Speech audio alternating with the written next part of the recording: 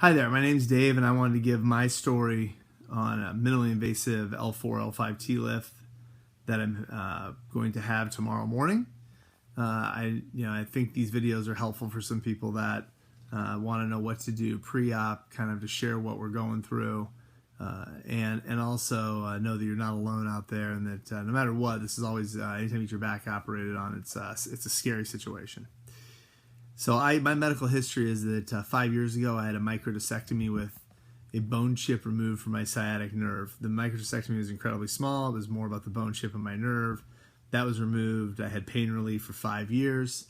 No issues until November of 2015, where it kind of started, all the problems started again.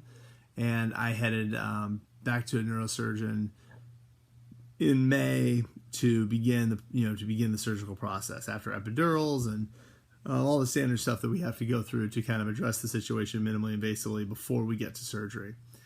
I had another microdiscectomy, successful, at least at the 2-week mark. It was a success. I felt no pain, and then that was the Thursday before Memorial Day.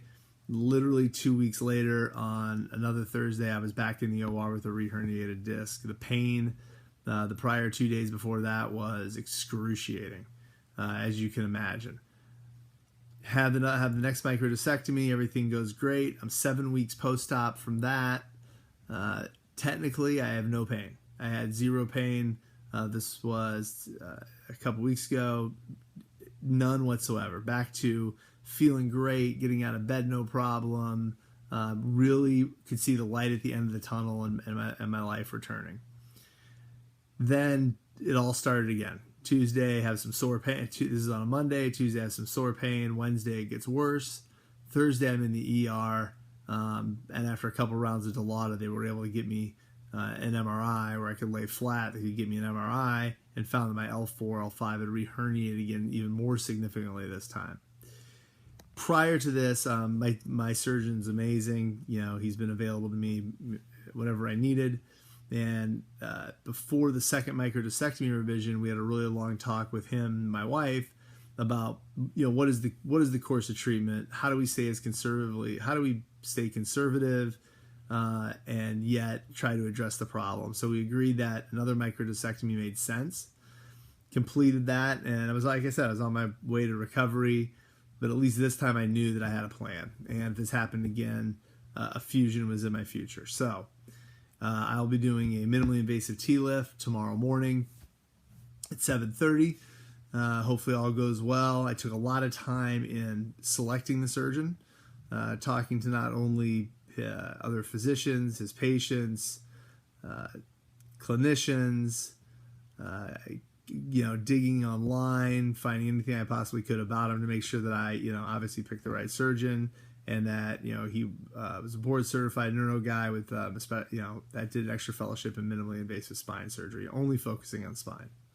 So I feel like, number one, I'm in really good hands, and he's been incredibly available to me the entire time.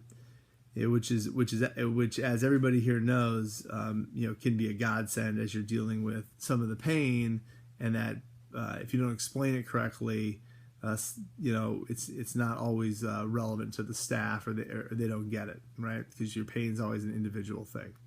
So as of right now, I am, able to lay on my stomach on my bed with my knees hanging off onto some pillows. That's why you kind of get the position of me doing this, and my biggest concern is just getting out of my bed down to my car so I can get to the hospital. I mean, that's kind of my worry right now as I think about this the day prior to my operation. The operation for me, I know we hear a lot of stories about multi-level fusions. Mine happens just to be a single level. The rest of my spine looks healthy for a 46-year-old male. And all my discs are fairly normal. It's just this one spot that is causing the major problems.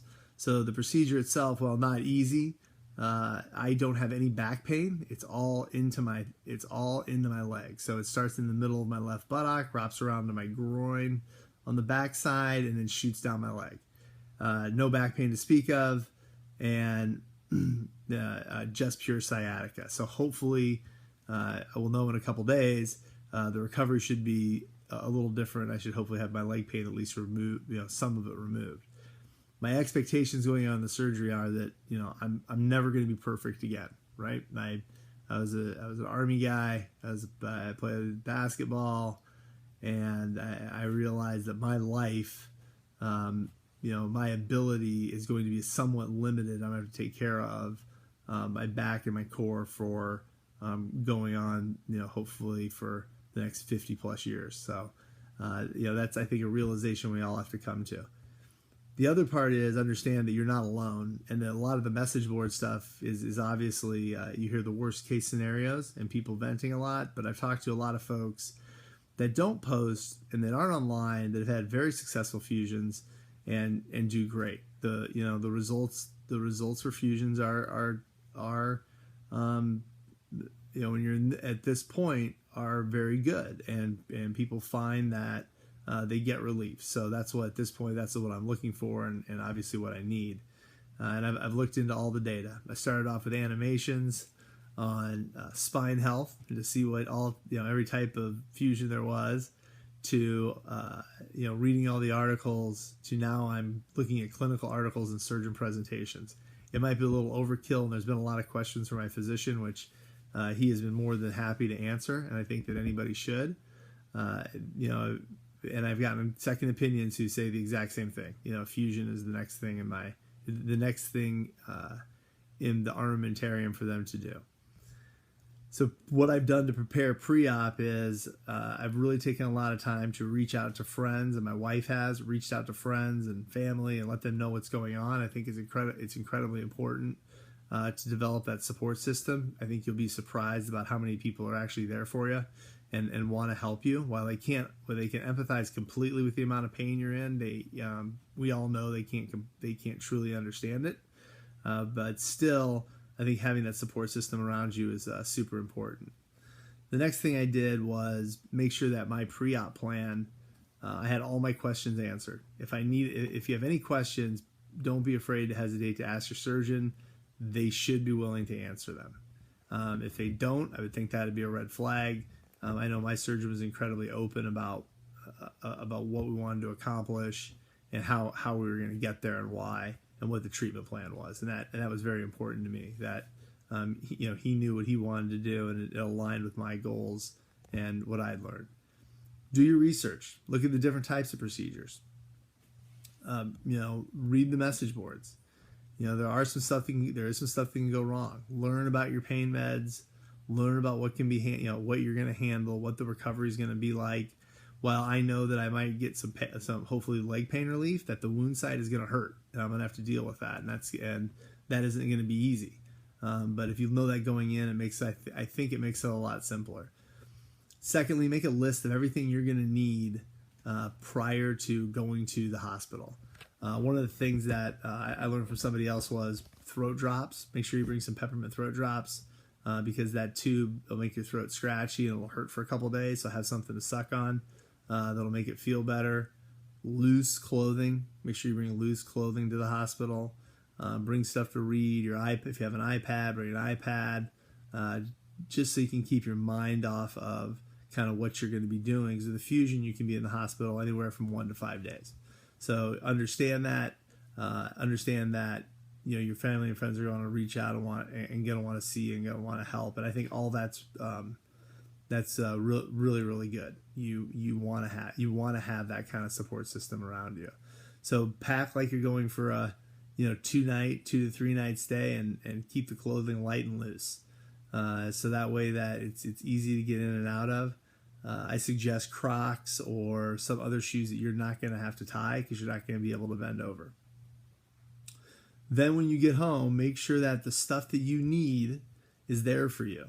I got a walker and a cane before. I got a raised toilet seat before.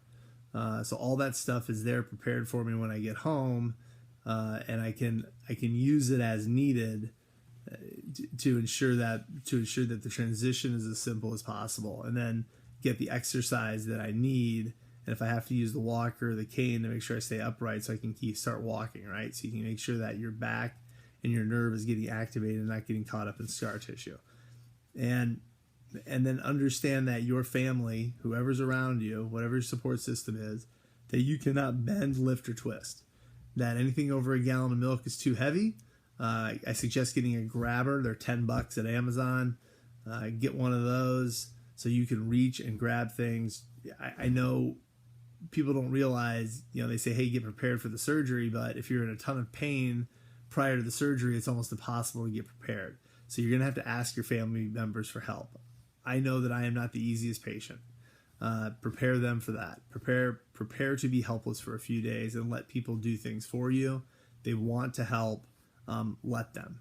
Also, make sure that you have the right foods. You're eating right. You're eating healthy. You're getting protein. You're getting things into your body that will stimulate bone growth and really start to activate the healing process. If you're smoking, this is obvious. Quit smoking. That's gonna hurt your fusion development.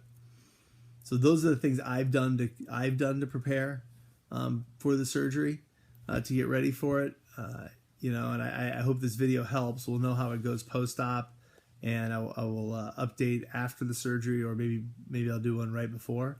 It's a very scary thing. I will tell you that the loss of control during the operation, the pain you're in now should be relieved, right? But we're all probably a little concerned that it won't be. You have to go in and try to stay as positive as you possibly can, even though it can be very challenging. We want to maximize the positive thoughts as you start to heal and recover, and know that there will be setbacks. I realize that prior. There's going to be times where I feel great. There's going to be times where I feel not so great. But eventually it's a progression to healthfulness. And that's where you want to get. You want to get back to an active life. I have two small kids I want to play with, a wife I want to be active with and hang out with. So these are the things that have to kind of motivate you and spur you on. Up to this point, it can be very debilitating, and that sometimes depression can creep into your head. Just know that the steps you're taking to hopefully get it fixed are going to lead you to a path of great recovery. So if you have any suggestions for me that I haven't thought of or outlined here, please feel free to message, to put it in the comments, and we can hopefully make this easier for people in the future.